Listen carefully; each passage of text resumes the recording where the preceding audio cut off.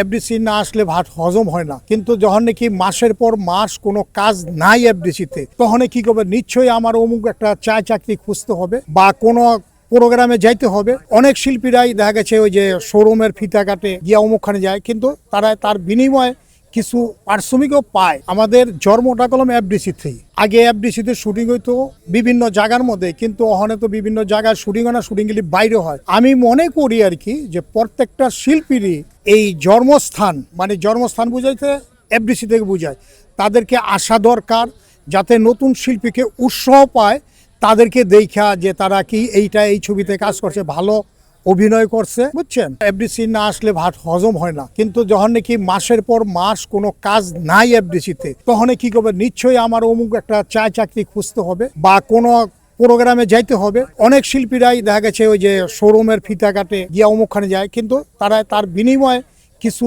পারিশ্রমিকও পায়। কিন্তু আমি মনে করি মাস হইল যে শিল্পী সমিতিতে এফডিসিতে আসা দরকার, যে আমি এখান থেকে জন্মটা নিচ্ছি, তাতে নতুন শিল্পী যারা আসবে তারা উৎসাহ পাবে যে এই আর্টিস্টটা অমুক ছবি করছে, ওইটা করছে, এটা মনে হয় আর কি। তো অনেক হিরোরাই আছে যে আগে খুব আসতো, ওখানে কেউ আর আসতে চায় না আর কি। আমি মনে করি যে এখানে আসা দরকার, কারণ এখানে আসলে অনেক সিনিয়ররা জুনিয়ররা তাদেরকে অনার করে, যে একটা সিনিয়র একটা আর্টিস্ট আমাদের আসছে। আমি খুব ভালো আছি, আমার নাম নিরঞ্জন পাশা, আমার বুকে নাই বলে ভালোবাসা, এটা সম্পূর্ণই মিথ্যা কথা। আমারও একটা মন আছে, আমারও বুকে ভালোবাসা আছে। আপনারা যতক্ষণ ভালোবাসা দিবেন, অত দিনেই আমি ফিল্মে কাজ করতে পারবো, আপনাদের বিনোদনটা দিতে পারবো। এইগুলো আমার নাম হয়েছে নিরঞ্জন সরকার। এবার দাঁড়াবো না, কারণ এইবার আমার ছেলেমেয়েরা না বলছে যে বাবা দরকার নেই কোনো ঝামেলার মধ্যে, আমরা টাকা দিব, তুমি বৈশা বৈশা খাবা। আর কোনো ভালো সিনেমা ফাইট ছাড়া তুমি যদি কোনো ক্যারেক্টার পাও, তো ওই সিনেমাতে কোনো কাজ করবো আর কি। কারণ তোমার ওখানে বয়স হয়ে গেছে, তোমার এই ঝামেলাতে কোনো যাওয়ার দরকার নেই। একটা টেনশন হার্টে লাগে, আমি পাস করব না পাস করব না, এই একটা টেনশন আছে আর কি। আগে যেমন প্রতি সপ্তাহে 2টা ছবি রিলিজ হইতো, কিন্তু এখন তো কোনো ছবি রিলিজ হচ্ছে না। এই যে ঈদে আপনি কোন ছবিটা ভালো গেছে? কারণ বাংলাদেশের মধ্যে অনেক নাটক আর ইউটিউবে সারা বাংলাদেশটা ছাওয়া, সারা পৃথিবীর মধ্যে ছবি কেউ হলে 3 ঘন্টা গিয়া বৈশা ছবি দেখার সময় কারো হয় না, খুব কম মানুষের। যেই আর্টিস্টটাই হোক না কেন, তারা একটা মানে স্বপ্নের জগতে ছিল, এই ফিল্মটা ছিল স্বপ্নের জগৎ। কাজ কাম পরে তারা এই সিনেমা হলে যেতে দেখবার লেগে, কিন্তু অহনের সেই সিনেমা হলে যাচ্ছে না, কারণ আপনি সিনেমা হলে যাওয়ার আগেই আপনি এই সিনেমার ফুটেজগুলি পায়ে যাচ্ছে গা, যে কোনো ইয়ের। আপনি মনে করেন যেই আপনি কি করতেছেন, আপনি 2টা লাইন আপনি ছেড়ে দিচ্ছেন, তার নিজের টাকা ইনকামের জন্য আপনি কি করছেন, কোথায় যাচ্ছেন, সবাই ইউটিউবে বা পেজে ছেড়ে দিতেছে। সিনেমাটা ধ্বংস হইবার একটা মাত্রই কারণ এই মোবাইলে ভিডিও করা, এবং মোবাইলটা সবথেকে বড় হলো একটা বিনোদন জগৎ। আগে ক্যামেরাম্যান ছিল 100-150, এটা আমি বলি আপনার। বাংলাদেশে ক্যামেরাম্যান ছিল 100 বা 150 লোক ছিল, বা বিটিভিতে ছিল 4-5 জন লোক, নামি গুণী ব্যক্তিরা।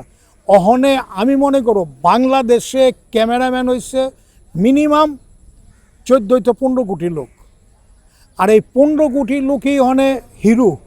সবাই এই 15 কোটি লোকেই যার যার ভিডিও ছাড়ছে, কে কাটটা দেখ, কোনো লোক বাদ নাই যে ফেসবুক চালায় না চালায়, তো দেখবে কি। আর ওখানে পৃথিবীটাই বাংলাদেশকে সারা পৃথিবীর মধ্যে এই মিডিয়াটা এত সস্তা হয়েছে, ওখানে আমি নিজে যে সিনেমায় কাজ করি, এইটাও মানুষে যদি চিনে, তা আমার লজ্জা বোধ করে যে এটার ওখানে মান সম্মান নাই। একটা সময় ছিল এটা স্বপ্নের জগৎ। আমি যখন ফিল্মে আসছি, বিটিভিতে নাটক রিলিজ হয়েছে 8টার খবরের পরে আব্দুল্লাল মামুনের, তখন সকালবেলা মানুষ আমার ভিড় লাগছে, আরে তোরে টিভিতে দেখলাম। আর ওখানে এত সিনেমা কাম করি, কেউ কয় না যে কোন সিনেমার কথা। কষ্ট তো অবশ্যই লাগে, ওখানে মনে হয় যে কেন এই লাইনটার মধ্যে আসলাম। একটা টিভিতে হেডলাইন যে সালমান শাহর কবরে নাকি আবার উঠবে। তা আমি বিশেষ করে যারাই এইটা প্রস্তুতি নিচ্ছে, কবর থেকে না উঠায়া এমনি বিচারটা হইলেই এটা ভালো হয়। কারণ একটা মানুষকে যদি কতটুক মানে অন্যায় হয়, যার কবর থেকে উঠানো হয় মৃত্যুর পরে, এইটা আমি অনুরোধ করব যেই কোনো লোকেরই, যাতে ওই লাশ যাতে আর না উঠানো হয়, এমনি বিচার করুক। কারণ এমনি বিচার করলেই হবে আর কি, কিন্তু কারো কোনো মানুষে যাতে কবরের থেকে লাশ উঠা ওই ময়নাতদন্ত এগুলি যাতে আর না করে, তাতে বহুত তাড়াহেসরা হয়, তাতে আমি মনে করব তাদের মৃত্যু আত্মার কষ্ট হয় যে কবরও গিয়েও বেশি দিন একলগে ঘুমাইতে পারলো না, আবার তারে উঠাইলো এই ইয়ের দিকে। আমি তাকে বলবো, রিকোয়েস্ট করে বলবো, একটু অনুরোধ করে বলবো, কবর যাতে কোনো লোককে উঠায়া যাতে আবার বিচারের সম্মুখীন না করে আর কি। এটা আমি বলি আর কি, একটা মানুষ হিসাবে আর কি, যে এইটা যাতে কবর থেকে না উঠানো হয় আর কি।